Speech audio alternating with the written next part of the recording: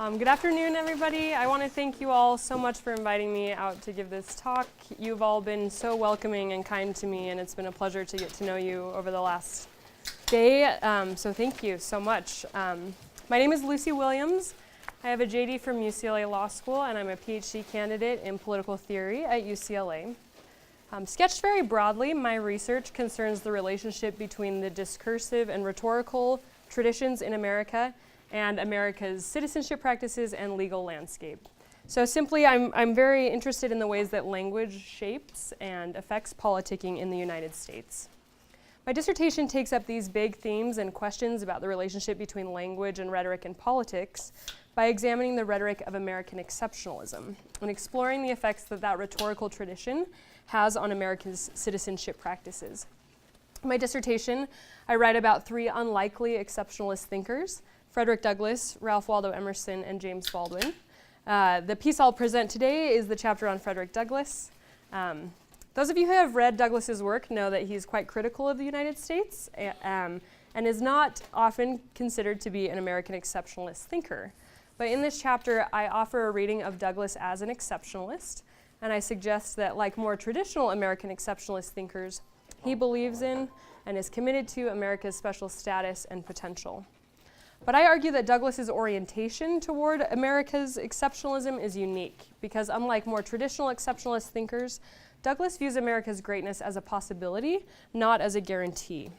So I explore the effects of this unique aspirational exceptionalism, and I will argue that his exceptionalist rhetoric activates a unique and powerful mode of American citizenship. So before I get too deeply into the weeds, I'd like to offer an outline of where I'll be going in this presentation. I'll begin by offering a definition of American exceptionalism because I use that term a little bit differently than how it might be used in other subfields of political science. Next, I will discuss the stakes and context of my project. I'll situate this in the broader literature, and I'll say a little bit about why I think we ought to be talking about American exceptionalism at all. I will then distinguish between two modes of exceptionalist rhetoric: the fait accompli mode and the aspirational mode, and I'll describe the defining features and tropes of each.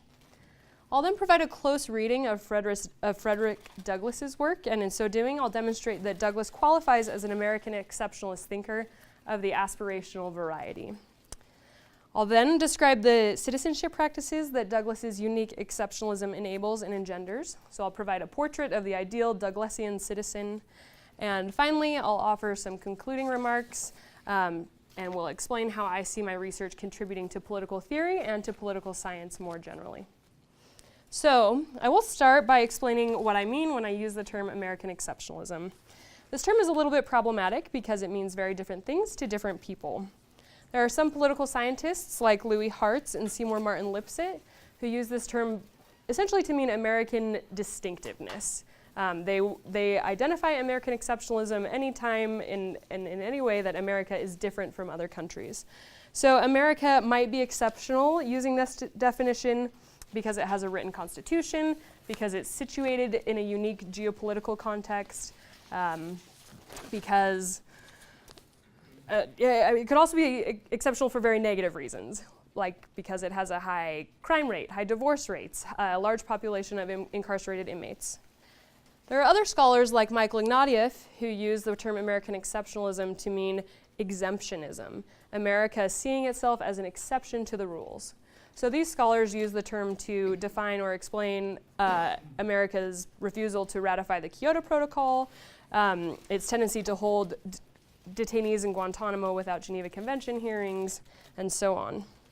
So ultimately, scholars who understand exceptionalism in either of these two ways are using the term to refer to an empirical phenomenon, something that can be observed, can be quantified, can be measured. And they measure or identify it by comparing the United States to existing norms and by determining whether the United States has departed from those norms or is consistent with them. Now, I acknowledge that these are useful definitions, but in my work, when I use the term American exceptionalism, I mean something a little bit different. When I use the term, I am not referring to an empirically measurable fact or phenomenon. I'm not referring to an instance where the United States has deviated from a norm or a way in which it's different from other countries. Instead, I'm using the term to describe an attitude or a set of attitudes toward and about America and its status in the world. So when I say American exceptionalism, I am referring to a constellation of beliefs that posits that America is superior to other nations, is chosen and is tasked with some distinct or important role to fulfill in the world. Now, in the existing literature, there are some scholars who use American exceptionalism to mean roughly this. However, there's a tendency among these scholars to characterize and condemn exceptionalism as an attitude that is conservative, that's complacent, that's backward-looking, that's overly patriotic. An example of this tendency is Joyce Appleby, who calls American exceptionalism a one-sidedly celebratory account of the nation's origins. Even scholars who don't explicitly characterize exceptionalism as backward-looking, complacent, conservative, they do so implicitly by focusing their study of American exceptionalism on thinkers who are white, male, and often conservative. So if you were to pick up a study of American exceptionalism, it would be very likely that you would find work or commentary on Winthrop, on Tocqueville, on Reagan. Very unlikely that you would find any commentary on thinkers who are minorities, who are critics, who are apologists, and so on. So there seems to be this unwritten rule or understanding that certain thinkers, specifically those who are critical and caustic about the United States, just don't count as American exceptionalists and don't belong within the canon of American exceptionalism. Now, I don't mean to suggest that scholars are wrong when they say that American exceptionalism is complacent and self-celebratory, but I do want to argue that this backward-looking, self-celebratory, and conservative mindset is just one type of exceptionalism. It's just one way of enacting a belief in or commitment to America's greatness. So the goal of my larger project and of this chapter on Frederick Douglass is to uncover an alternate mode of American exceptionalism and to show that the American exceptionalist vernacular is available even to thinkers who are critical, self-reflective, and progressive. But why does any of this matter? Why should we be talking about American exceptionalism at all? And why bother to make room for a new type of American exceptionalism? Well, there are many political theorists who have argued that language shapes and influences the way we understand the world. It's the medium in which meaning is generated. It allows humans to attach significance to objects, to people, and to ideas. Take, for example, the political philosopher Charles Taylor. According to Taylor, language is not just a set of words which designate things, but is rather a vehicle of reflective awareness. Taylor also says, if language serves to express or realize a new kind of awareness, then it may not only make possible a new awareness of things, an ability to describe them, but also new ways of feeling, of responding to things. If in expressing our thoughts about things we can come to have new thoughts, then in expressing our feelings we can come to have transformed feelings. So if this is correct, if language can transform our thoughts, can transform our feelings, can transform and change the way we understand and act in the world, then our tendency to define American exceptionalism as a regressive and self-celebratory tradition threatens to create and shore up a society where a regressive and self-celebratory disposition is seen as the only correct way to enact citizenship. So by identifying an alternative and more critical mode of exceptionalism, this project aims to shed light on and by extension activate a different mode of American citizenship, one that is perhaps more critical and self-reflective. So put more simply, the broader project is an attempt to expand the boundaries of American exceptionalism to include discourses, attitudes, and orientations, and also citizenship practices that are not simply self-celebratory and uncritical. The first step toward expanding the boundaries of American exceptionalism in this way is to recognize that American exceptionalism can and does exist in multiple modes. As I mentioned earlier, the existing literature largely treats American exceptionalism as a unified tradition, one that has the same conservative, backward-looking, self-celebratory rhetorical effects wherever it's invoked. But I argue that exceptionalism is expressed and conveyed in at least two distinct rhetorical modes. The first of these I call fait accompli exceptionalism. This is the type that most scholars recognize as American exceptionalism. It's backward-looking, it's self-congratulatory, it assumes that America is and always was great. It's also characterized by several defining tropes. It's generally couched in certain or at least probable terms, so it rarely uses the conditional mood. You don't hear fait accompli exceptionalists saying America could be great. Instead, they use the imperative mood and say America is great. It's also historically amnesic, and it emphasizes over the nation's failures, or glosses over the nation's failures while emphasizing its successes. It generally takes a very self-congratulatory posture. It praises the nation for a job well done, and it leaves its audience feeling very comfortable and content about the country's status in the world. And finally, it portrays the nation as united and undivided whole. It obscures any individual difference or conflict, and instead creates the impression that Americans are unitedly and singularly committed to a common goal. The second mode of exceptionalism is aspirational exceptionalism. Unlike fait accompli exceptionalism, aspirational exceptionalist rhetoric is couched in language of admonition and possibility. It suggests that America can be great, but it doesn't assume that it already is. It's also very self-critical and attentive to history, and is willing, even eager, to explore the ways in which America could be better. It usually involves some form of warning or self-critique, and it's often articulated through very harsh and uncomfortable language, and it draws attention to the nation's fractures and cleavages.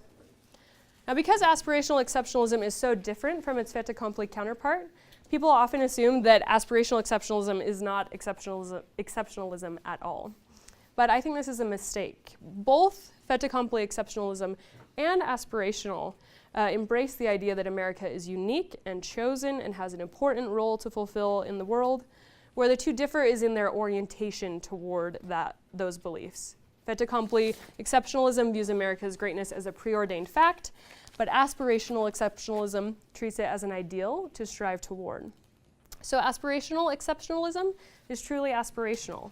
It suggests that America can be chosen and might fulfill a unique calling, but that it also acknowledges that these are goals, not guarantees. With this framework in mind, I think we can begin to see how there might be room in the tradition of American exceptionalism for thinkers who are a bit more caustic and critical. In fact, such thinkers might qualify as exceptionalists of the aspirational variety. One such thinker is Frederick Douglass, someone who is not at all self-celebratory, who is not at all uncritical or backward-looking, but who nonetheless works within the American exceptionalist tradition. In fact, close readings of his work show that he is very committed to America's greatness, but that he treats that commitment as an aspiration, not a guarantee. Douglass's aspirational exceptionalism is evident in many of his works, but for the purposes of this presentation, I'll be focusing on a speech that you are probably all familiar with, What to the Slave is the 4th of July. This was a speech that Douglass was invited to give at an Independence Day celebration that was organized by the Rochester's Lady Anti-Slavery Association. So Douglass's audience was a group of abolitionists, so they likely understood that he would probably be a little bit critical, but given the occasion, the 4th of July, and the expectations that surround that occasion, they were likely expecting something that was at least somewhat traditional and celebratory. And at first, at least, that's what they get. In roughly the first third of this speech, Douglass is full of praise for the United States. He admits his sincere admiration for the heroes who founded the country. He praises their solid manhood. He calls them circumspect, exact, and proportionate. He also notes the unique and special circumstances of America's birth, and he says, "The coming into being of a nation in any circumstances is an interesting event, but peculiar circumstances make the advent of this republic an event of special attractiveness." So Douglass really seems to believe that there is something special and unique and important about the United States, something that makes her history, and these are his words, simple, dignified, and sublime in a way that other national histories are not. In other words, Douglass is an exceptionalist. He's committed to the idea that there is something special and maybe even better about the United States. But his exceptionalism is distinctly aspirational and is characterized by many of the tropes that I just outlined. For example, Douglass sheds light on the nation's many cleavages and factions. Throughout the speech, he noticeably and intentionally distances himself from the audience by addressing his listeners in the second person. So he'll constantly say, "This is your celebration, not mine. This is your 4th of July, not mine." He also separates himself from his audience by explicitly identifying and describing the disparity between himself and his listeners. Rather than pretend that the United States is a peaceful, unified whole, he boldly reminds his listeners that he is not included within the pale of this glorious anniversary, and that their high independence only reveals the immeasurable distance between us. Douglas also employs the aspirational trope of critique. Throughout the speech, he repeatedly and unambiguously denounces America's hypocrisy. He boldly declares, quote, "The character and conduct of this nation never looked blacker to me than on this 4th of July."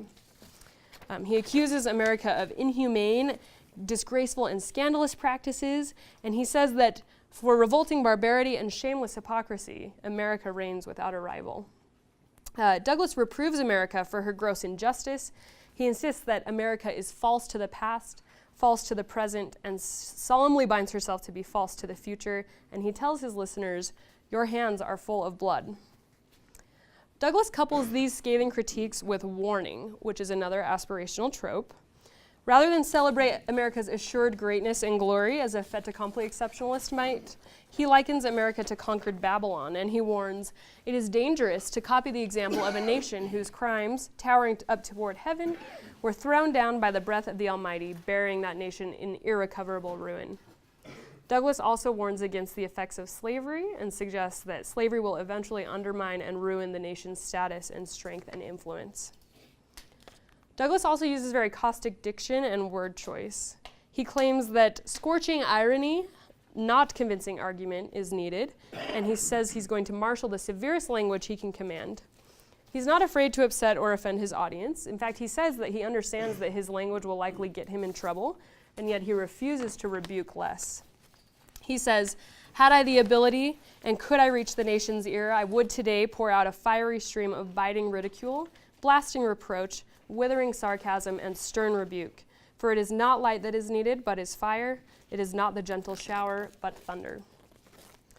Despite his vitriol, though, Douglas is committed to and invested in the United States. In fact, he acknowledges that his fire and his thunder are meant to quicken and to rouse and to startle, but not to destroy. Douglas has little patience for America's shortcomings, but he nonetheless remains dedicated to the country's great principles and the genius of her institutions. And though his speech is very critical, he concludes with the hopeful and optimistic admonition that, notwithstanding the dark picture I have this day presented, I do not despair of this country. In sum, Douglas is an exceptionalist, but his orientation toward American greatness is one of possibility rather than assurance. He recognizes that America is special, but acknowledges that it is not necessarily so. He thus articulates his exceptionalism in conditional rather than absolute terms, and he believes and hopes that his vitriol and scorching irony will spur the nation toward its exceptional potential.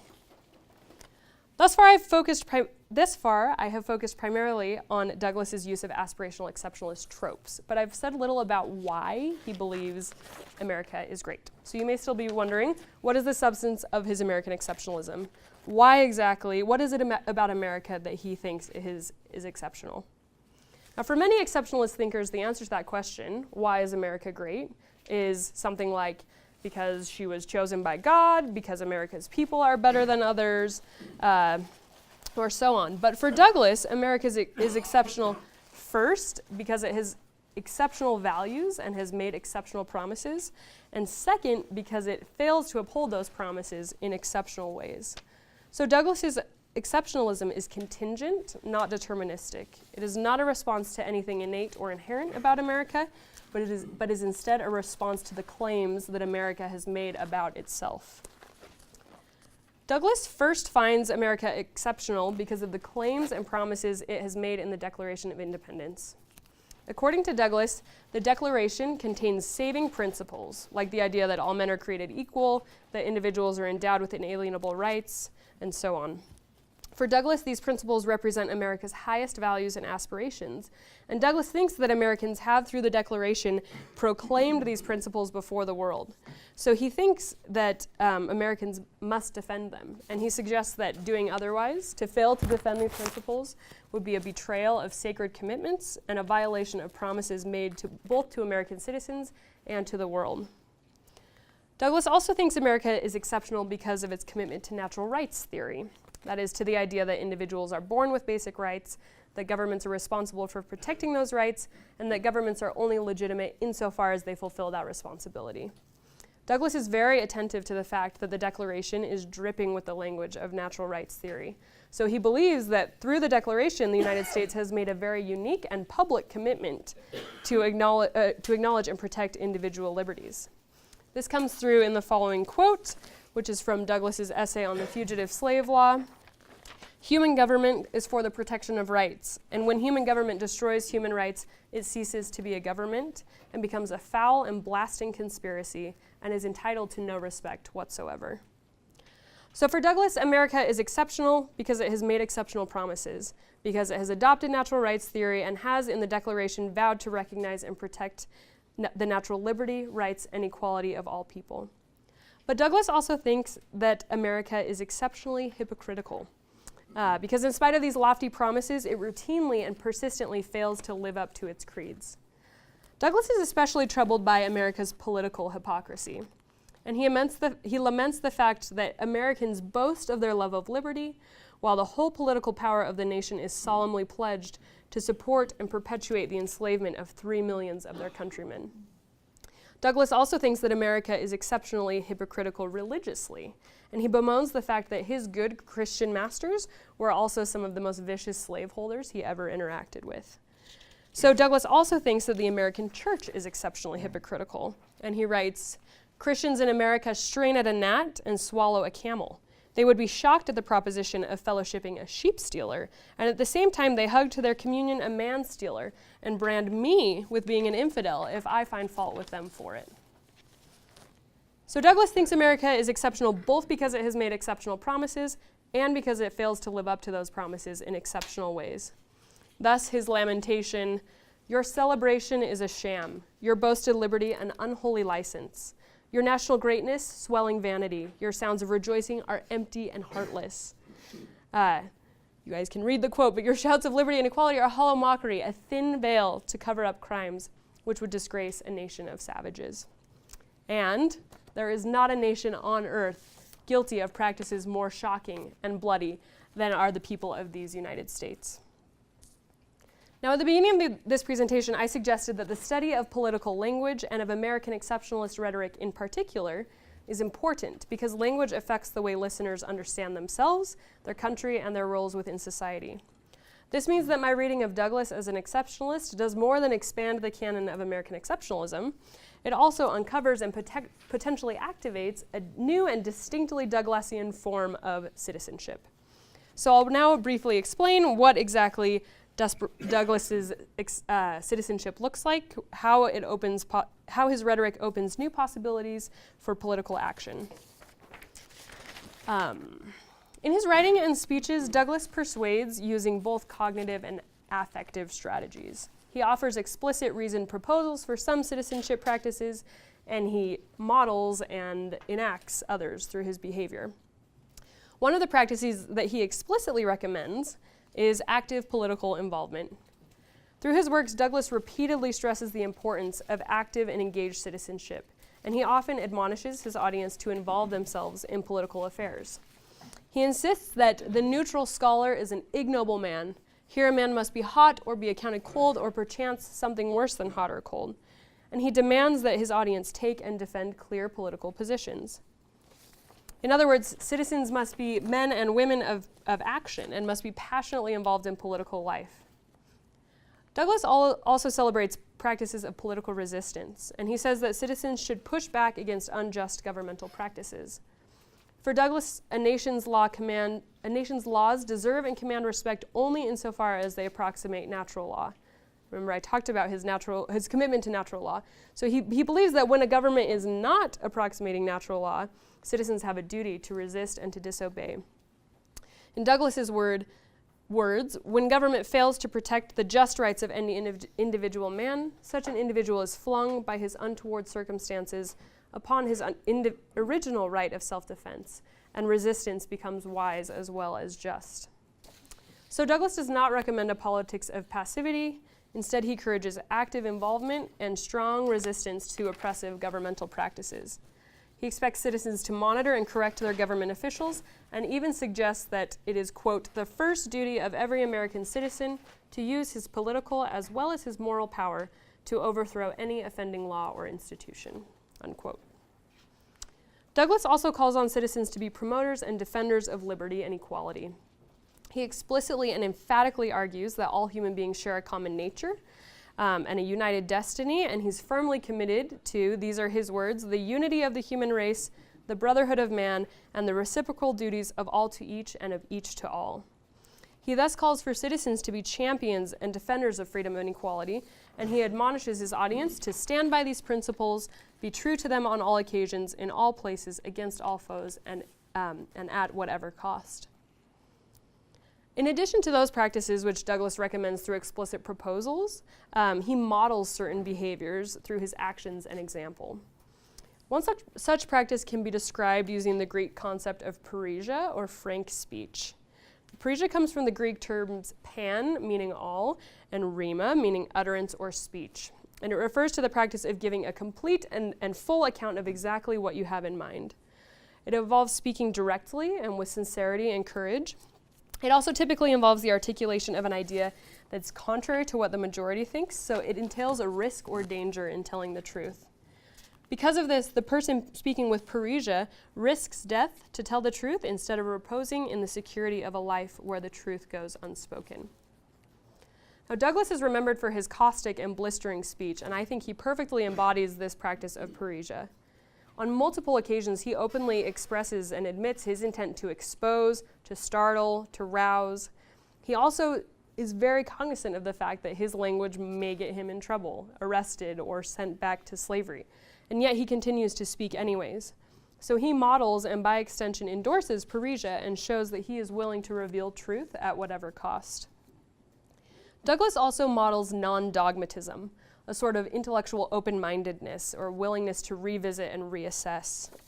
This intellectual flexibility is perhaps most evident in his changing views of the Constitution. Now, when Douglas began his public career, his career as a public intellectual, he argued that the U.S. Constitution was inherently pro-slavery, that you could not get rid of slavery without getting rid of the Constitution because the two were completely bound up together.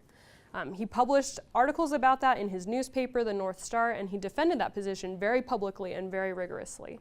But later he befriended a group of abolitionists who argued that the Constitution was not pro-slavery, that you could keep the Constitution intact and read it in a way that prohibited slavery in the United States. And he eventually accepted those views, and so published an editorial called Change of Opinion Announced, where he publicly revoked his previous position.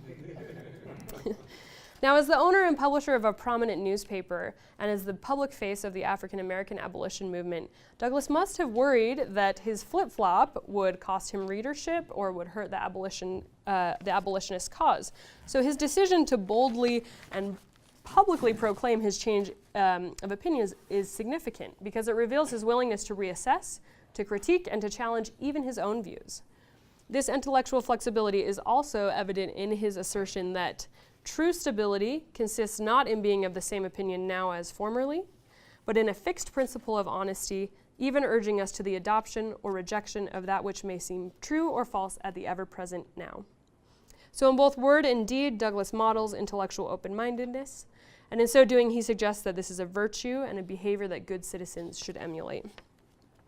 Finally, Douglas models hopefulness, optimism, and future-orientedness. Even though he's very, very critical of the United States, he constantly reminds his audience that he does not despair of the country. And though he laments the nation's failings, he's careful to communicate his belief and hope in the nation's future. For example, after lambasting America's inability to make good on its founding promises, Douglas reminds his audience that he has, quote, no fear for the ultimate triumph of free principles in this country. He says, I will leave off where I began, with hope. So Douglas models this attitude of hopefulness, and though he's painfully aware of the dark clouds that threaten America and its principles, he stays focused not on the present state, but on what it ought to be. By maintaining this hope in and commitment to America's future, Douglas blends criticism with confidence, and he shows his audience that citizens can at once be exasperated about the present moment and encouraged about what is to come. So once again, his rhetorical performance serves as a model for citizens and provides performative proof that biting critique and deep devotion can and should exist. Now, in this presentation, I've argued that American exceptionalism exists in at least two forms, the fait accompli and the aspirational mode. I've argued that Frederick Douglass is an aspirational exceptionalist, and I've suggested that he believes America is exceptional because it has made and failed to live up to exceptional promises. I've also claimed that Douglass's aspirational rhetoric activates a unique mode of citizenship that involves active political involvement, political resistance, frank speech, non-dogmatism, and hope. Before I close, I'd like to offer some brief comments about how I see this research, what I see this research offering to both political theory and to political science more generally. Once again, I would like to stress the importance of the study of rhetoric and language. Language is a force that constructs reality and creates and perpetuates relationships of power and dominance.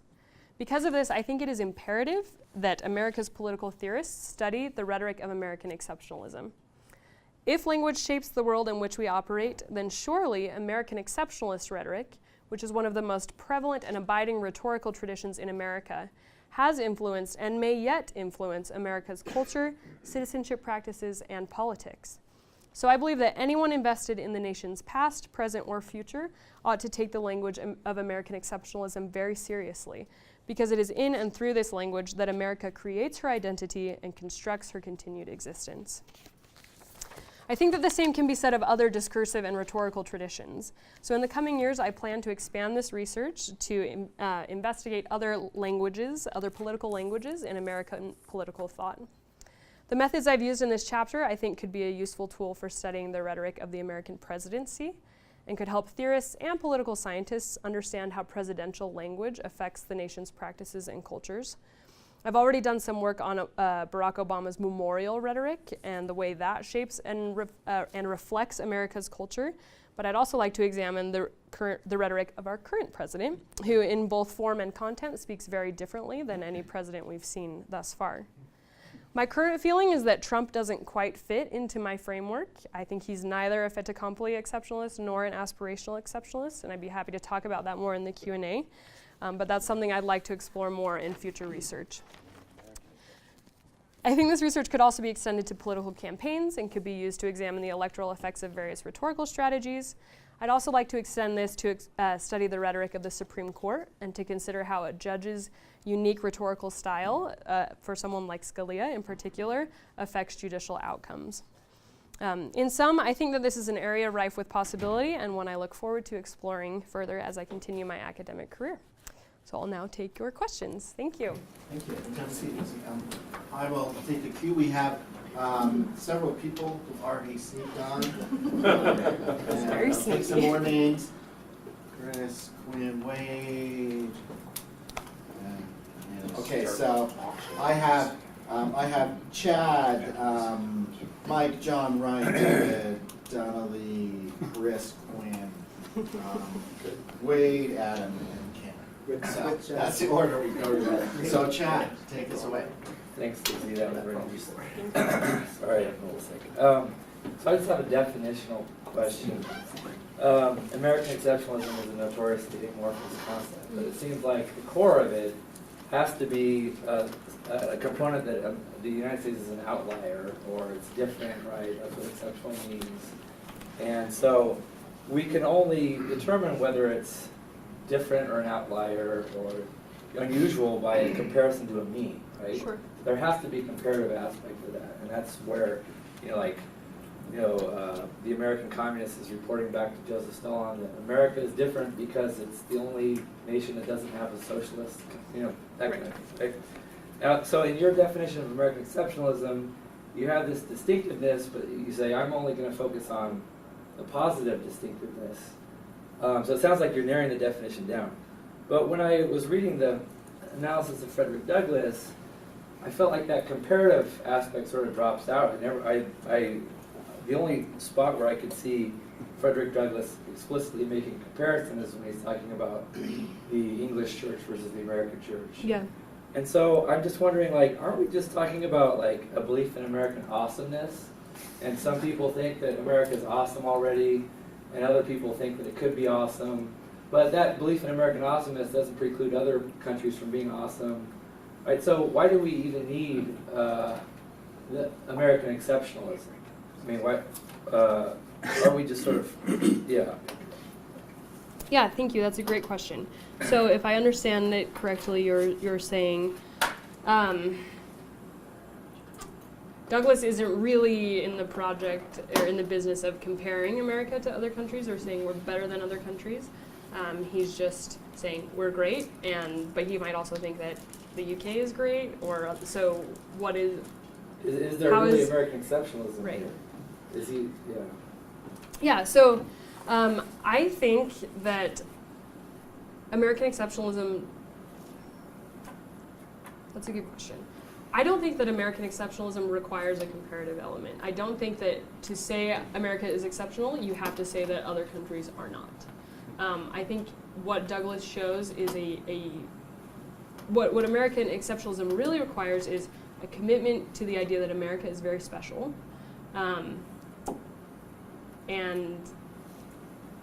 And Douglas shows that commitment without putting other countries down.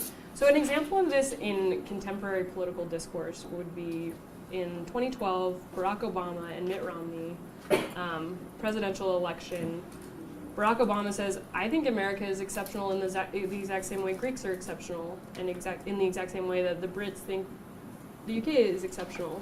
And Mitt Romney said, you're not an exceptionalist. That is not exceptionalism.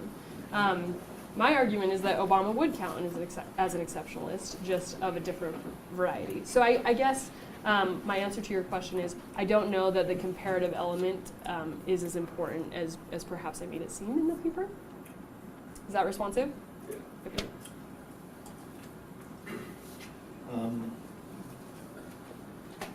Mike.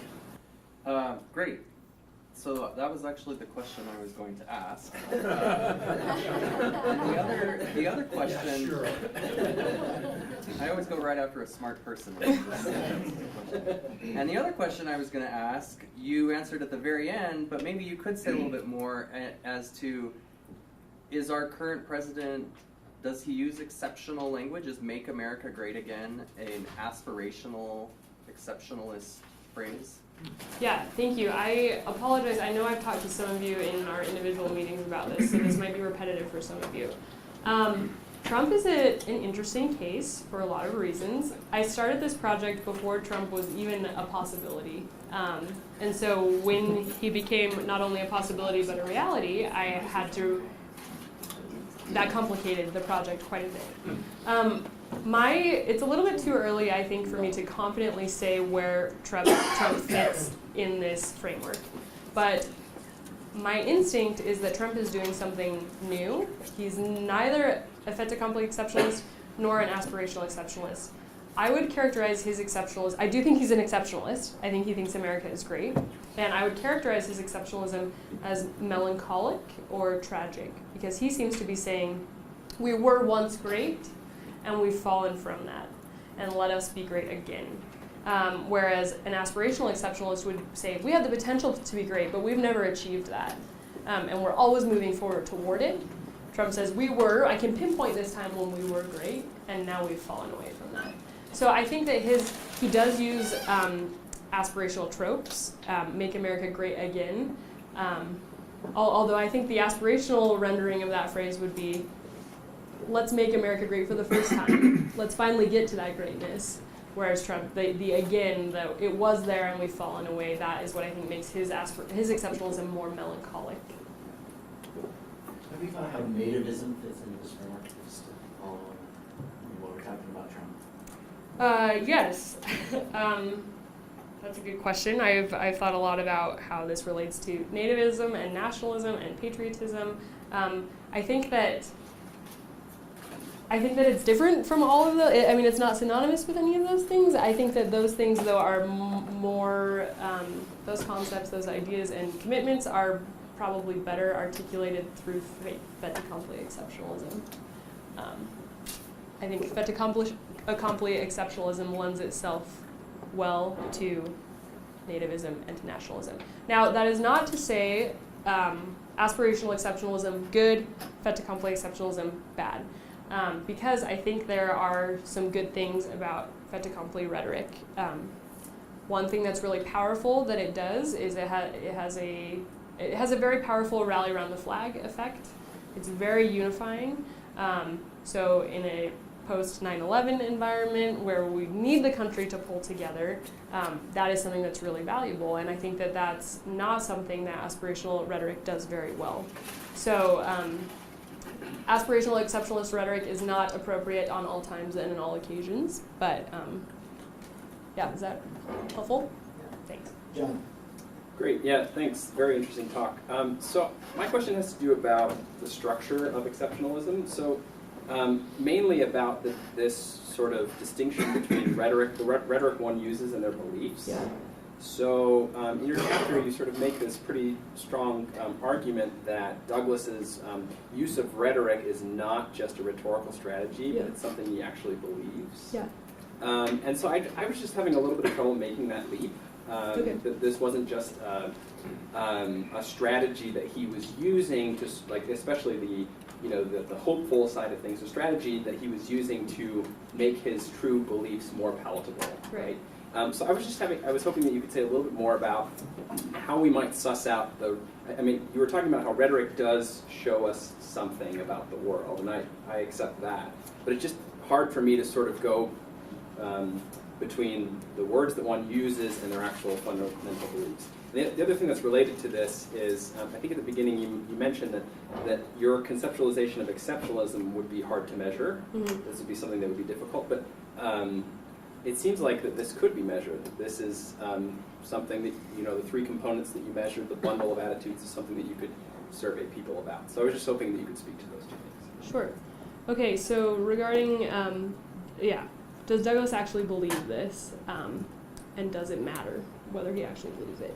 So your question is a good one and gets to the heart of a lot of concerns in political theory.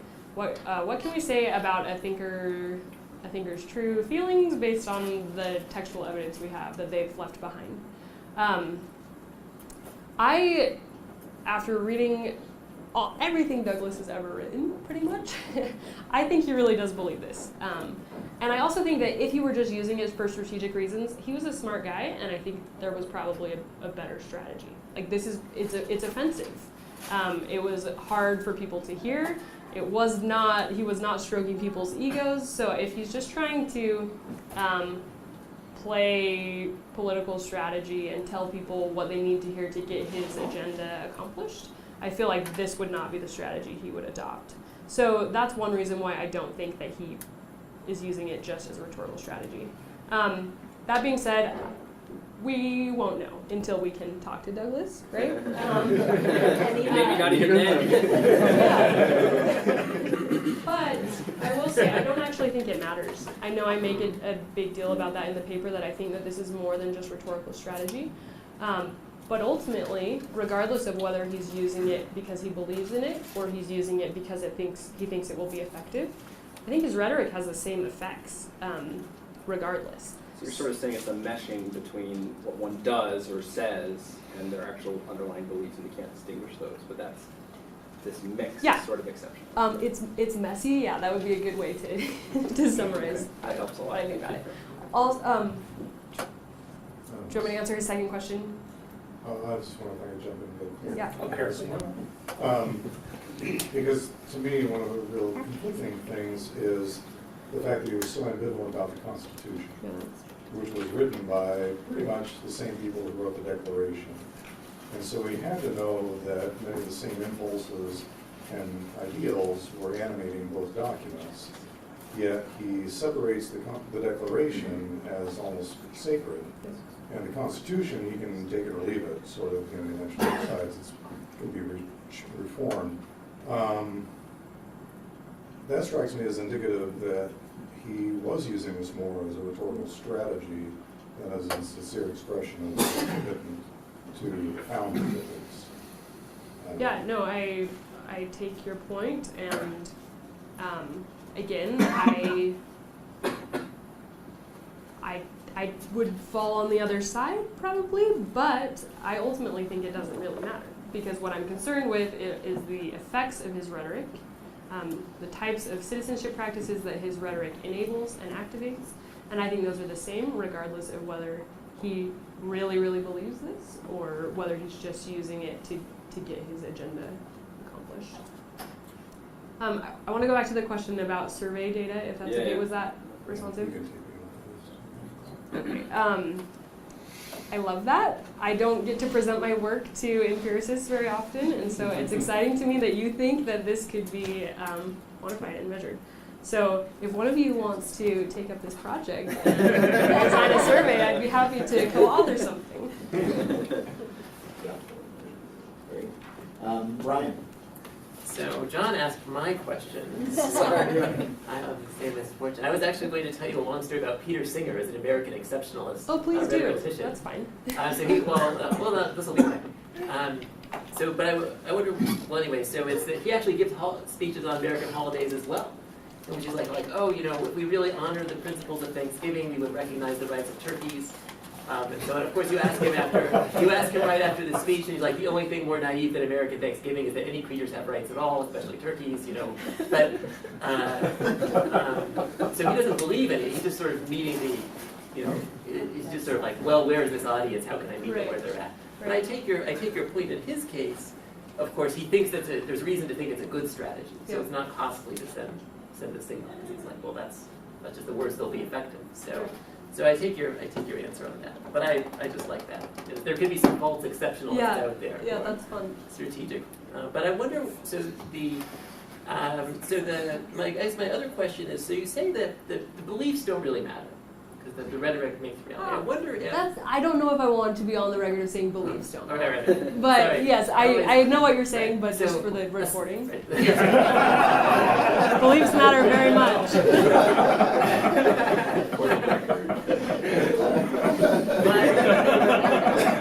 I wonder if the sort of the moral significance of the thing matters. And so here's the other question I had: is I tried to think, what's the moral significance of the exceptionalism? Because the thought is, well, America's exceptional because we made these promises to do these things. But the things that it seems like Douglas thinks we've promised to do, protect people's natural rights, we would have been equally required to do in the absence of the promises, precisely because they're natural rights. Right. And so it seems like if I promise you that I'll do something for you which I was independently morally required to do, the promise is inert. Right.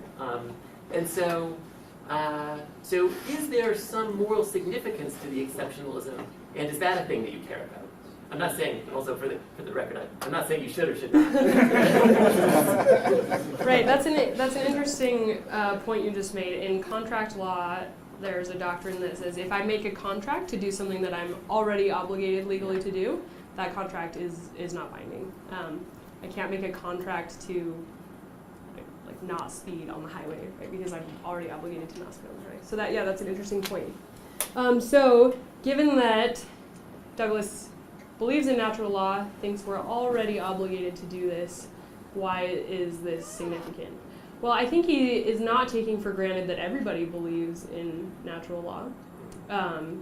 So he might buy that, but I think he recognizes that maybe not everyone in the polity does, yet they have made this promise and are being exceptionally hypocritical in their failure to deliver on it. So that's my first stab at that. I'd like to think more about it though, if that's okay. Okay, thanks. Is that satisfying for now? Okay. David? Well, Lucy, very interesting. I want to push you a little bit on the two modes you talked about, fait accompli and aspirational, and argue for a moment that American exceptionalism, at least as I think as political scientists at most often has long been aspirational, not just Douglas. I would say that the Declaration was very much an aspirational document. Yes. Very distinct, therefore, from the Constitution, which was written for different purposes and not nearly as aspirational. So very practical politics, bundle of compromises, et cetera, et cetera. So given that, is fait accompli a straw man in this argument? And if not, why not? Okay, yeah, that's a very good question.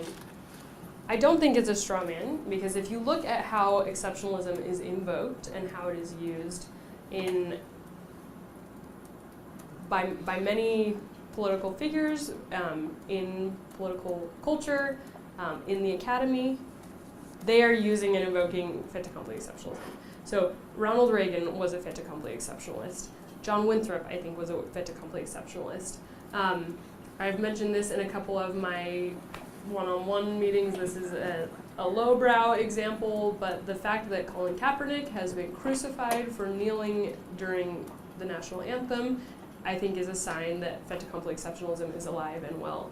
That people are not comfortable with any demonstration of critique, no matter how reverent and yes, thank you. How calm that critique is. So I like that you pointed out that yes, the Declaration was very aspirational, and I think there is a robust aspirational tradition. I mean that's what I'm trying to revive. But I don't think fait accompli exceptionalism is a straw man. I think there are many thinkers who use it. There are many citizens who subscribe to it. There are many people in the academy who think that is what American exceptionalism is. So two finger on my own then, which is then, as we've gone through episodic changes to the Constitution, women's suffrage, the civil rights amendments to the Constitution,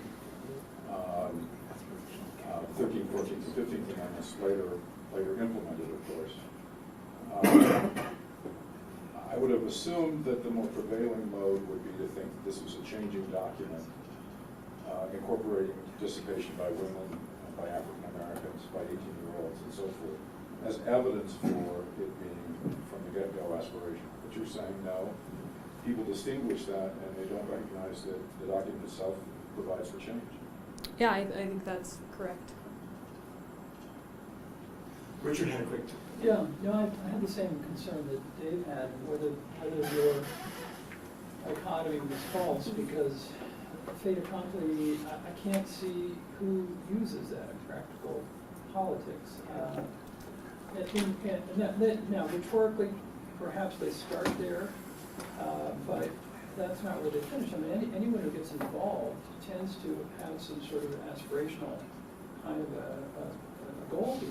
Sure. Rather than to just say, you know, America's great, and so I'm going to get on the city council or the school board or run for Congress and do nothing. Yeah, no, that's a good point. But so let me finish. Yeah. If I could here. And I thought about, when we talked, I said, well, maybe it's partisan or correlated partisanship. Republicans more likely to be fait accompli, Democrats more likely to be aspirational. Then I think about Ronald Reagan, who's clearly aspirational. I mean, one of his themes in 1980 was "Make America Great Again." So I can't think of perhaps you can, think of a prominent politician who would not be aspirational, who has only that fait accompli rhetoric and doesn't then go on and say something that is aspirational. Right. So I think maybe where I wasn't clear is by aspirational, I don't mean having aspirations. So I think you can be a fait accompli thinker and want to do things while you're in office. The difference is that a fait accompli thinker would come in and say, we're in a good place right now. Maybe there are things I can tweak, maybe there are things I can do better, but we're in a good place. An aspirational thinker would say, we are not anywhere near where we need to be, and we're going to be moving toward that. So I would respectfully disagree with your assessment of Ronald Reagan, because I think that while he had aspirations, he certainly wanted to make America great. If you read his farewell address, he says, like, where do I see this city now? Better than it's ever been. Yeah, I mean, his baseline was America's really great. At the end of his presidency, he said that. That's true. His baseline was America's very great. We can make it greater, perhaps, but I don't think he saw it as we are falling so far short of our potential. But we can talk more about that, and maybe we just have differing assessments of Reagan. Okay, Donnelly. Oh, thank you. That's, You see what I said? that was the obvious answer. Mitt Romney, no apology, the case for American greatness. Before That was low-hanging fruit. I'm sorry I missed that. That would be Mike and Robbie. Of course he's our acceptance. Amen, brother. Go ahead. From what you're saying, it seems that this research and future research is very interested in political institutions. And I really like the idea of taking language and looking at this. But can I just push you into an area where you may not be comfortable and you can stop the tape or whatever you want. But it seems to me that in the last few years, language has become ever more important and key to political understandings. In many ways through social media, where we don't get the context of the words, we only have the words to look at. And so they're very stark, as though they were written 100 years ago. So what I'm curious about is how you see some of the major political and social movements in terms of aspiration. And I'm thinking in particular of the phrase Black Lives Matter and even the Me Too movement. How would you characterize these movements and these languages and the pitfalls and the possible abilities to transcend differences? Or Yeah. are we looking at further division? Is there, Yeah, so I would say, do I think, people understand what anyone is saying on either side? yeah, that's a wonderful question. So I think that I would say that both of those movements are very aspirational movements because the substance of aspirational exceptionalism can differ for different people. Like Frederick Douglass is aspiring for something that looks different than what a Black Me Too is aspiring towards, right? They're concerned about reaching a different ideal, perhaps. So yes, even though that's different than Douglass's agenda, I think that is still a very aspirational movement. With respect to the potentials and pitfalls, I would repeat what I said before about aspirational rhetoric is divisive. It's hard to listen to sometimes. It doesn't leave people feeling comfortable. It doesn't always leave people feeling like allies, even when they want to be.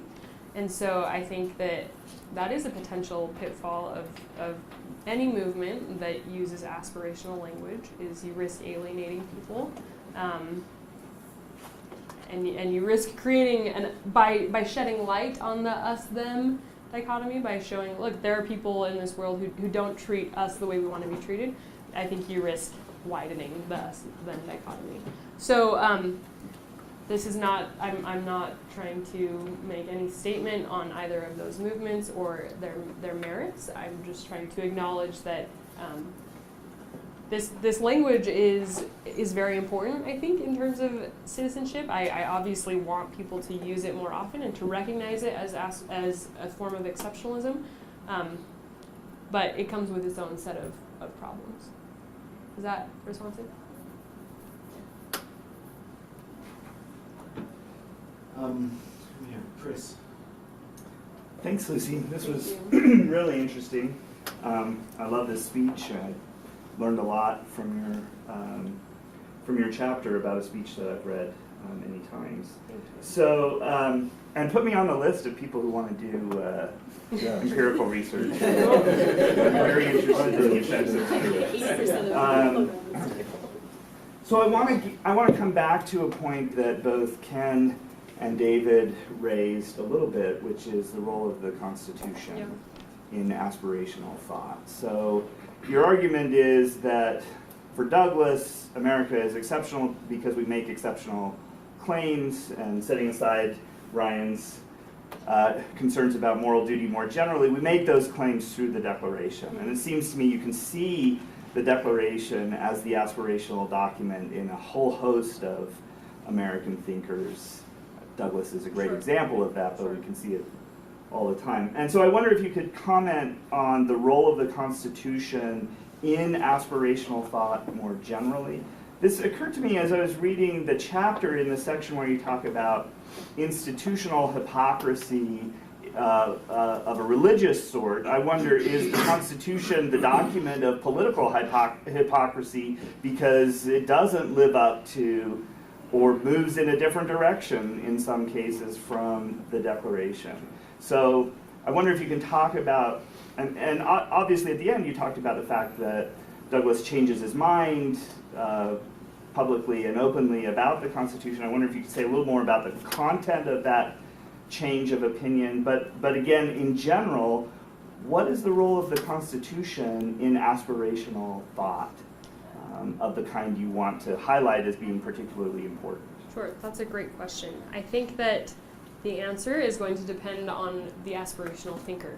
So for Douglas, the Constitution couldn't be the document he looked toward because the Constitution facilitated and enabled slavery. Now we have 13th, 14th Amendments, and so our Constitution looks different. And so I wonder if an aspirational exceptionalist like Douglas might now use the Constitution as a more aspirational document and not see it as the document of political hypocrisy. So I think that the answer is it depends on the thinker and it depends on their project. A Me Too aspirational thinker might not have anything to say about the Constitution. A Black Lives Matter thinker might say the Constitution is what we should be aspiring towards. That is enshrines our values with respect to the treatment and relations between blacks and whites in this country. So the Constitution is our aspirational document. For Douglas, the Constitution didn't help in the way he needed it to. So he looked to the Declaration as his aspirational document. Does that help? Can you think of some examples of people who were using the 14th Amendment in that particular aspirational way? That's a good question. Can I have a little bit more time to think Yeah, about yeah. that maybe? I think that's an interesting answer. I think that's right, that the 14th Amendment changes important aspects of how the Constitution gets used. It'd be interesting to see that in rhetoric. Maybe, have you seen the documentary 13th? I guess that's the 13th Amendment, not the 14th. But I'll give you an example of someone who uses the 13th Amendment in an aspirational way. Have other people seen that documentary? I would strongly recommend it. It's on Netflix, and it's about the prison system in the United States and how the 13th Amendment outlaws slavery, and yet there are many minorities who are in prison in the United States and who are used for forced labor because the Constitution, the 13th Amendment has that little carve out for, except for in cases of, right? So for this filmmaker who makes this, it's a beautiful documentary about how inmates are used for forced labor and how that's not a violation of the Constitution, uses that 13th Amendment as we need to be aspiring toward what the principles enshrined in the 13th Amendment, and we're failing to do that. Thanks, that's helpful. Where you might find the 14th is in legal rulings. Oh, It's yeah. more than political positions. That's a very good point. Most politicians know that talking about the 14th Amendment is beyond most of their audience. Right. But judges certainly use it. Yeah. Well, and I've been with other academics right now. Yeah. Okay. Thank you. Wayne? I guess I'm interested in, my attention was caught by one of the Douglas quotes late in the chapter, and I think it was in the Hope section, and late in the presentation, where he says, I'm paraphrasing now, but sort of history's on our side. Yeah. And it made me want to ask about determinism as a way of thinking about, are both versions of American exceptionalism in one way or another committed to a view of determinism in politics? It would seem kind of odd because the aspirationalists have such a long list of stuff they want done. Maybe one answer is that that Douglas in the 1850s could imagine with an institution like slavery that its days were numbered, and he was right about that. Mm-hmm. But it's harder for a Colin Kaepernick or someone today to really think that levels of police brutality are going to return to something like maybe 3 times the average of the industrialized democratic world rather than 15 times or 20 times the average. And so is a question about where you would locate the room for choice and agency in the broader family of American exceptionalisms, and whether the role of determinism in fait accompli exceptionalism is different from that in America, in the aspirational kind. Yeah, that's very interesting that I hadn't thought about that deterministic aspect of that quote. I hadn't thought about that in that way. Without that textual evidence, I would say fait accompli exceptionalism is very deterministic, aspirational exceptionalism is not. Aspirational exceptionalism is contingent. It's this promised land is yours as long as you are worthy of living in it, are living righteously. You know, that's a very aspirational mindset. So, but yeah, then there are these moments where Douglas feels very deterministic. He says, yeah, there are forces in operation that are going to push us toward the outcome we want. That's very, very interesting. I haven't thought about that much. I'm hesitant to say anything because I feel like I'd like to think about it more, but that's a very, very helpful provocation. So can I think about it and chat with you later? Can I add a two-finger on that? Yeah. I think there's other evidence to support this idea, which is, think about the Martin Luther King Memorial in Washington, Yeah. and there's the Arc of History quote. Yep. I think Obama uses Yeah. this same notion when we says history is on our side. I think that is a recurrent theme Yeah. in this aspirational as well. Yeah, and yet I do think that the aspirational tradition recognizes maybe, yeah, there is clearly a determinism running through there, but they also recognize that human agency is contingent. It's contingent. It's hugely important that human beings live up to their responsibilities. So, I guess it's at once maybe it's a contingent determinism. It's like this is the way things will pan out if you guys step up to the plate. The more pessimistic the possibility, and I don't know, I'm not an American political thought person, but the more pessimistic possibility is simply that in the moment King or Obama or Douglas can't see the way forward, but is committed ethically and politically to winning, and unable to specify a plausible win set in the situations they're in, simply reverts to some kind of story Just a about trope, how yeah. God's going to help us out, or this is the way history is shaped, or I have seen the promised land, Right. and that's all they got. Right, and maybe that's just a rhetorical trope that is being invoked to say, yeah, just have faith this is going to work out. There's another whole article here entitled "I Have a Dream." Thank you both. That's very helpful. Well, we got empirical stuff. I have Yeah, two thank questions, and I want you to answer one, and I'm just going to ask the other one so that you can think about it, and if we have a chance at some later time we can talk about it. I don't want to take the time to answer both, but I'll ask them both. The first one is, as I listen to you present, and I listen to the conversation, I look at the paper, to me the question is, how can you distinguish fait accompli and aspirational exceptionalism from political ideology? Yeah. Is it different in some way, or is it just a nice way to sort of get at ideological differences? As we talk about who you characterize as aspirational and who you characterize as fait accompli, it seems pretty clear that there's a lot of progressives and liberals on one side and a lot of conservatives on the other. So what is this adding that we don't already get from just talking about it in terms of ideology? And then my second question is, which you don't need to answer now, which you can just think about, is how is all of this related to the concept of American civil religion? Where does that fit into this? And I'd be interested in exploring that at some other point. Yeah, okay. One moment.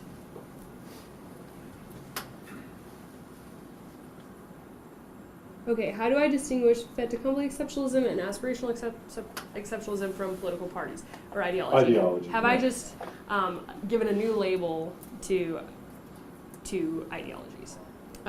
Very good question, very fair question. I don't know if I'm using this correctly. This is an empirical thing. You guys can correct me. I would say it's correlated but not causal. Okay. Is that correct? Right? So just because I'm a fait accompli exceptionalist doesn't mean I'm a conservative, but highly likely.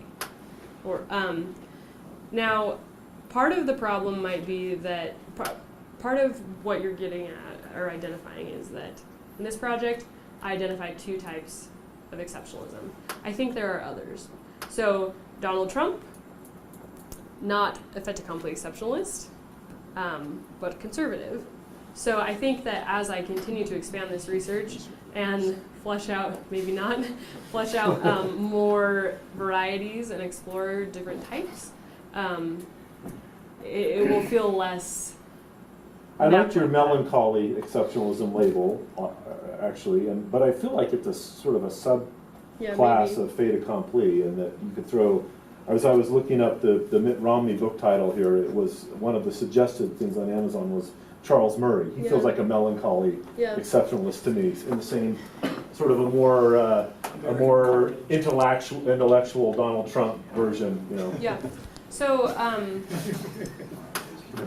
yes, I think they're very correlated. I think that conservatives are far more likely to draw on fait accompli rhetoric than. So what are you adding beyond a simple description of ideology? Then it's another way to ask it. What's the value added of what you're doing to a simple?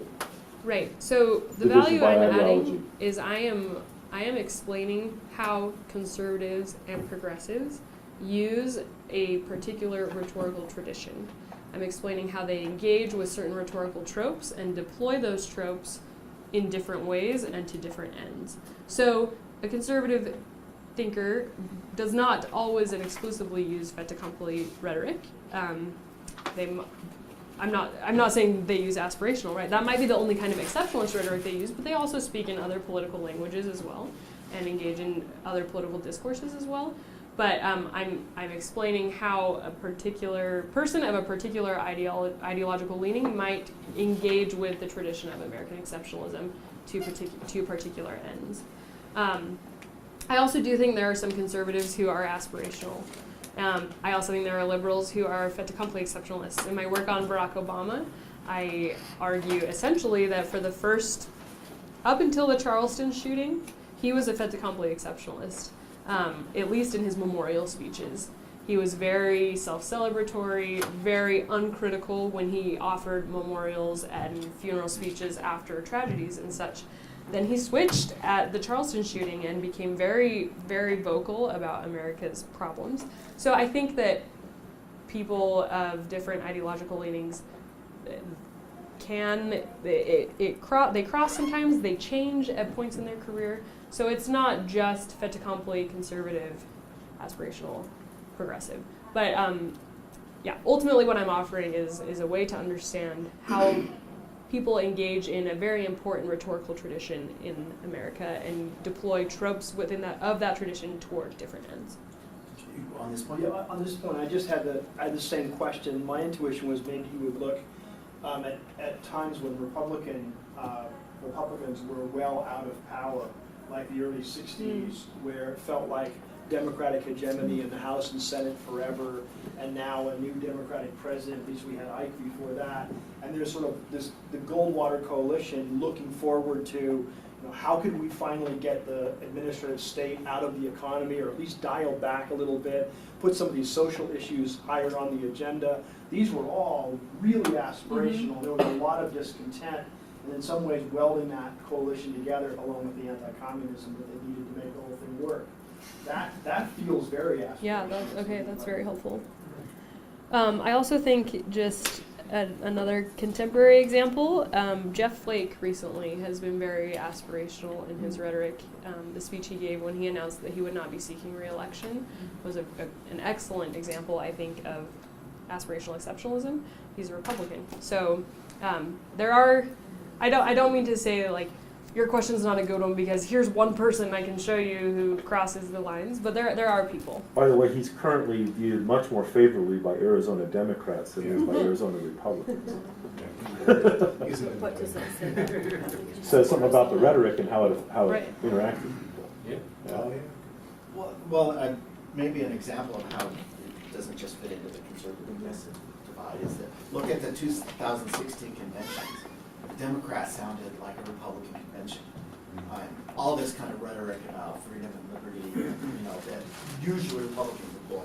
Or the Trump sounded like I don't know, some kind of Latin American nationalist Trump celebration. I don't know. You remember the huge big Trump banner behind all the speeches and stuff? And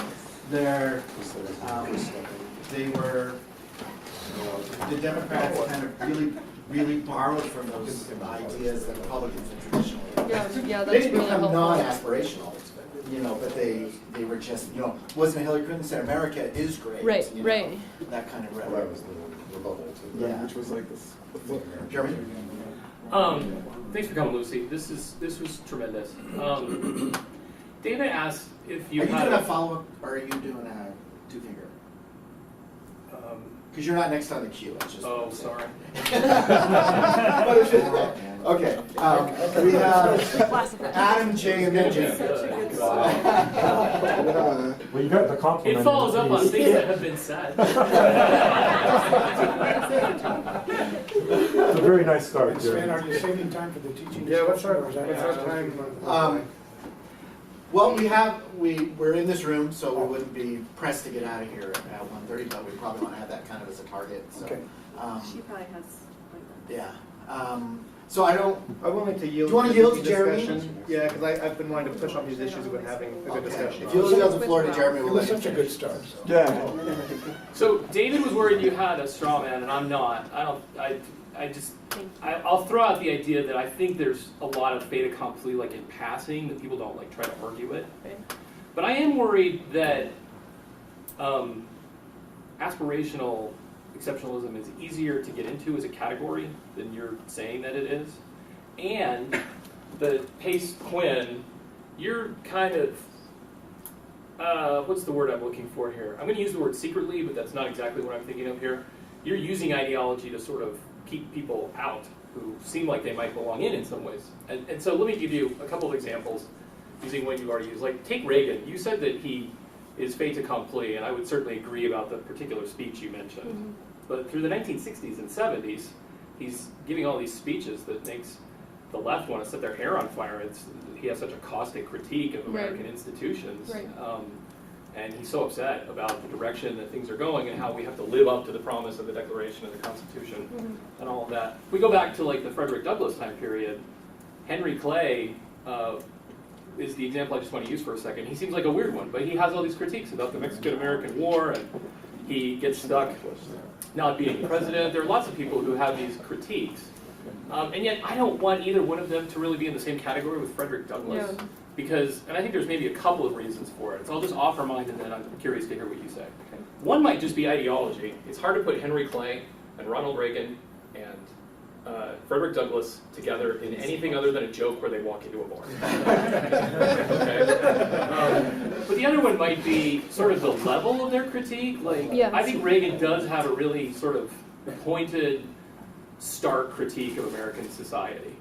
And Henry Clay has less of that, but he has one. But neither one of them say anything like Frederick Douglass does. Yeah. So how much of your argument here is sort of leaning on the fact that you would totally not expect that Frederick Douglass gets to be an American exceptionalist, but lo and behold, you've shown us that he is. So, I don't know, that's a lot of thoughts, but I do want to bring it back to the question of, is it too easy, given your formal definition, to get into the aspirational exceptionalist category? To get into, you mean like to be included within or to Yeah. qualify as? Yeah, I mean, if I Yeah. take your definition in the paper, I feel like I'm going to be able to wedge too many people into it. Right. Right. That's a very fair critique. I do think that, okay, so first it's been a while since I've read any Henry Clay. So For most of us. So she's on your Twitter feed. So I do think that the degree of critique is important. I think that a half-hearted like slap on the wrist, oh we could be better at this, that I don't think that rises to the level of aspirational exceptionalism. How dare we take land away from the Mexicans? It's wrong. Did he say that? Yeah. Is that a quote? It's not. Yeah. I think he said dude at the end. Stop harshing the mellow of the 1840s. It's not a quote, but it's... I think another difference, and this came out a little bit in the conversation about is, I don't remember what the conversation was about, but it was with Richard and David about, sorry, I've just lost my train of thought. Give me a second. Oh, yes. I think that aspirational exceptionalism, fait accompli exceptionalism requires, at the start, a belief that America is okay as it is. Like, oh yeah, this is the question was, does aspirational exceptionalism mean you just don't do anything when you get elected? Because nobody doesn't do anything when they get elected. Everybody has plans and hopes and projects. And so does that mean that there are no real aspirational exceptionalists?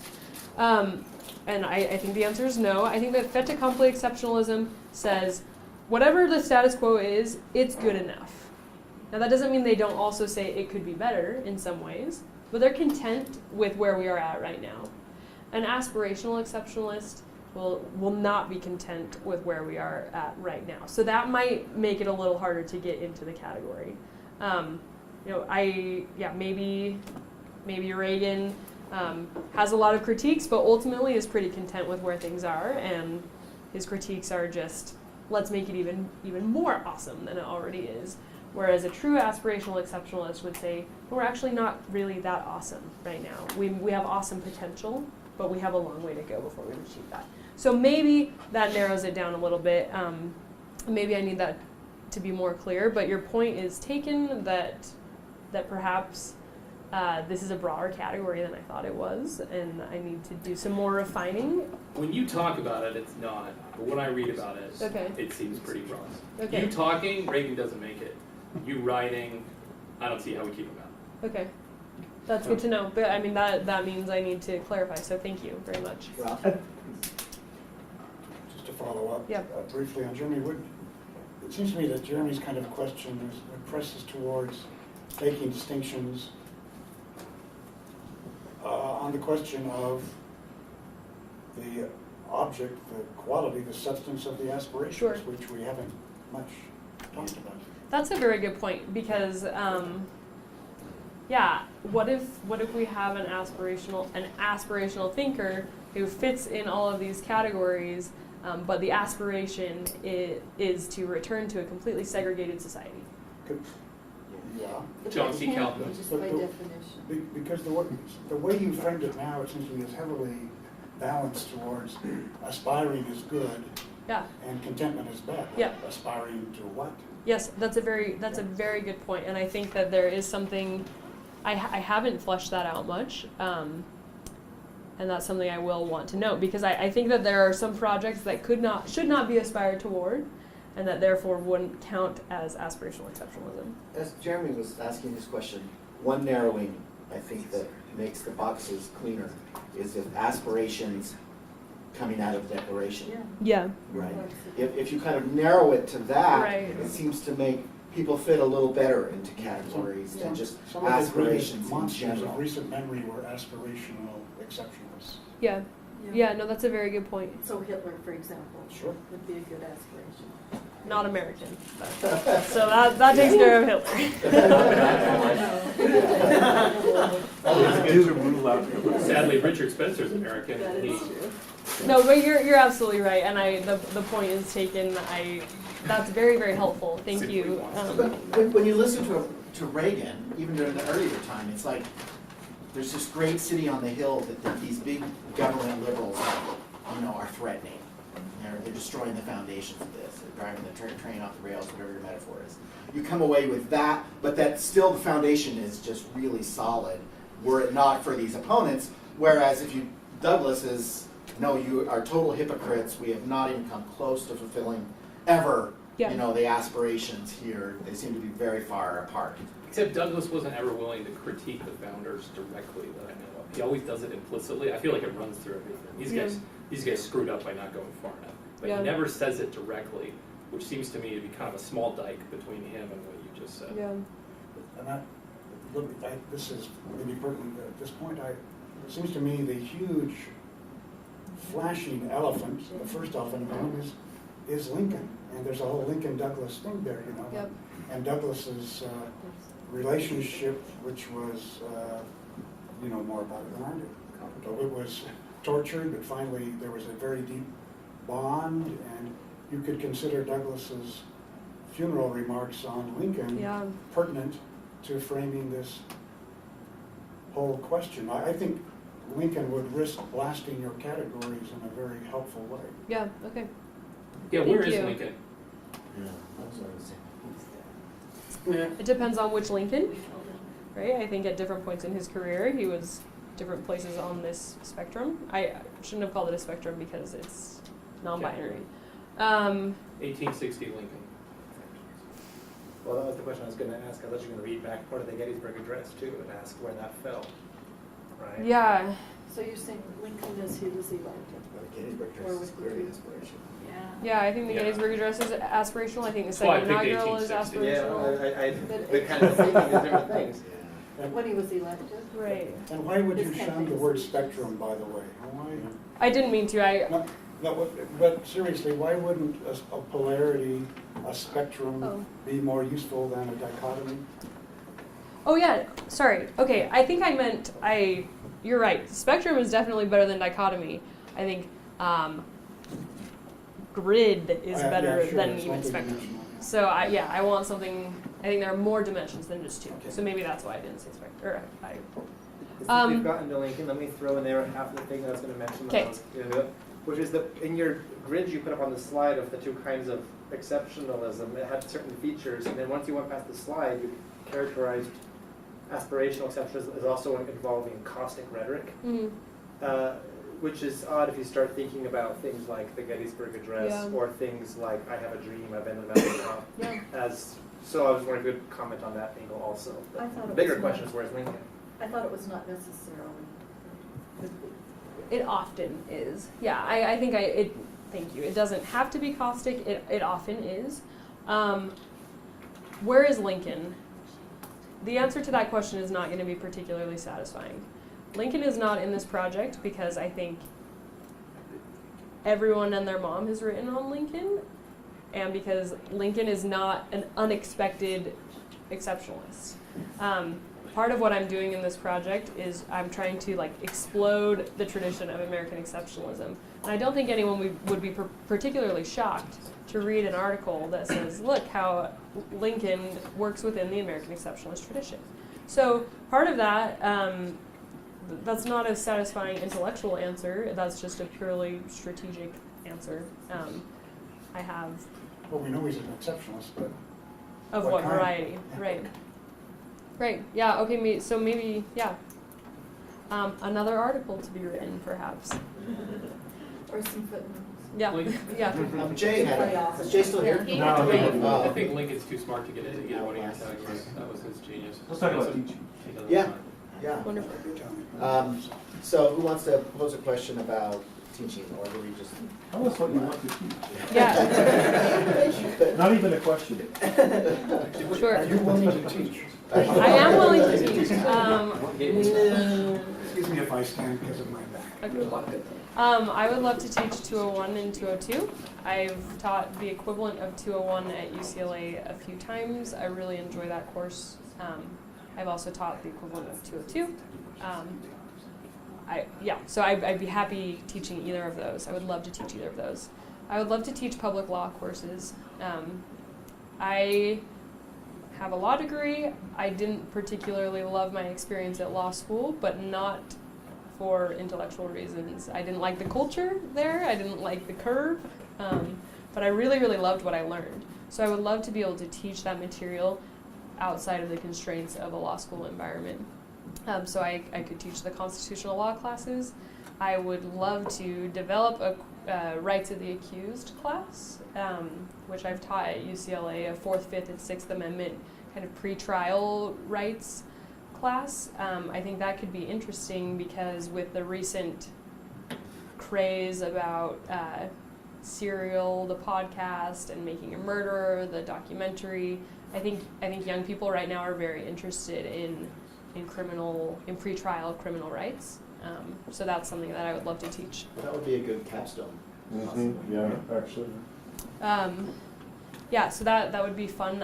I could and would happily teach any upper division theory course. Some that I have in mind are, I would love to teach a class on the politics of mourning, which would be Pericles, Antigone, Gettysburg, Lincoln's Gettysburg Address, Barack Obama's funeral speeches. Like to think about the significance of the U.S.'s decision to refuse Osama bin Laden any sort of burial, and think about that in the context of Antigone and such. So that's a course that I think could be fun.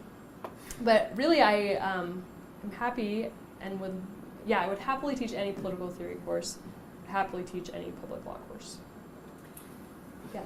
Since you presented on Frederick Douglass, have you thought of adapting a race and ethnicity class to your interests? Yes, I would love to teach a class on African American political thought, but also I feel like I could teach race, ethnicity, and politics. That's a subfield at UCLA. That was my second major subfield. Oh, we had to declare 2 majors, and that was my second. So yeah, I feel like I could teach that kind of class. I also feel like right now young people are very interested in racial issues, and so that I think could be a very rewarding class to teach and to add to the curriculum. Yeah. So public law is a pretty broad set of things, and one thing we don't have a lot of here is American political development. Could you do a course on, say, American constitutional development, or an APD course more broadly? Yes, I could. I've actually worked quite extensively with with Karen Oren at UCLA, who does APD. I gave Chad a look because he also TA'd for her, so we talked about that over lunch. I've been her TA, I've been her research assistant, so I'm familiar with that literature, and I feel like I could teach that kind of course if there's a demand for it, certainly. Who's the teacher you mentioned on this? Karen Oren. Oren? Yeah, also on the constitutional side, or on the public law side, my understanding is that in all of the departments I have been affiliated with in any way, public law generally boils down to Con Law 1, Con Law 2, and judicial politics. There's a lot more law than the Constitution, so it could be very fun to do a contracts class. I think that's something that students might... I felt like contracts was one of the most useful classes I took in terms of preparing me to be a good adult citizen, and so that might be something that would be interesting for students who are planning on going into academia, or for non-majors, or for just political scientists who want to go into the world prepared to be well-functioning, well-adjusted adults. A contracts class is fun, theoretically, philosophically, intellectually, and also very practical in terms of helps you not sign documents that you shouldn't sign and stuff. Pretty much what it all boils down to. I don't think you mentioned the American political thought sequence. We have on the books, don't we break it down into colonial to Lincoln or Civil War, and then Do we still have that? And then afterwards. I'm teaching the second half of that semester, so I hope it's still on the books. We have American, those are ghost students. We have American political thought in the 2 halves there. Yeah. Our athletic department doesn't do that here. That would seem to be in your wheelhouse. Yeah, absolutely. I guess I wasn't aware that was on the curriculum, but yeah, I would love to teach that kind of course. I realize I'm making it sound like I'll teach anything. They're not, my confusion is they're not labeled as like American political thought 1 and 2, kind of, are they? Yeah. Oh. They've appeared in our... The class is called Modern American Political Thought, which is political thought since 1865. Okay, and then earlier colonial. Good. Well, you shouldn't feel bad about not knowing the curriculum. I didn't know that there was When you say you didn't know, did you mean today, or do you mean when you came? Like right now. Yeah. We just learned together. I knew that we taught American political thought, but I didn't know it was. We're doing teaching Lincoln 1857. 201 and 202 are big service courses, but let me ask about another big course, which is American Heritage. And it seems like your training would lend itself well to a course like American Heritage. Would you have any interest in that at all? Yeah, I'm trying to. I feel like people are giving me looks like. Like, do I want to commit to this right now? I'll say this. Given that I know nothing about that class or how it operates or what it requires, I just have a general idea of what the subject matter is. Yes, I would be very interested in attending the course. I don't think anybody would ask you to do that before tenure. No, I think that would be very fun and rewarding. Yeah, and I think my research is very American heritage friendly. Chris is going to make a contract for you to sign about. No, I'm just kidding. I'm joking. It's my version of American Heritage, kind of the central theme is the living up to the aspirations of the Declaration. So, yeah, that could be. I would like that. maybe rethink Frederick Douglass. Good.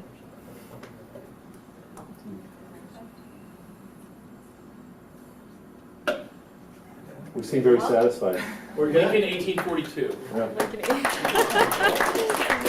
Thank you all so much. I mentioned this to some of you, but it's like very, very wonderful that so many empiricists would read my work and take it so seriously. So thank you for doing that. I appreciate that.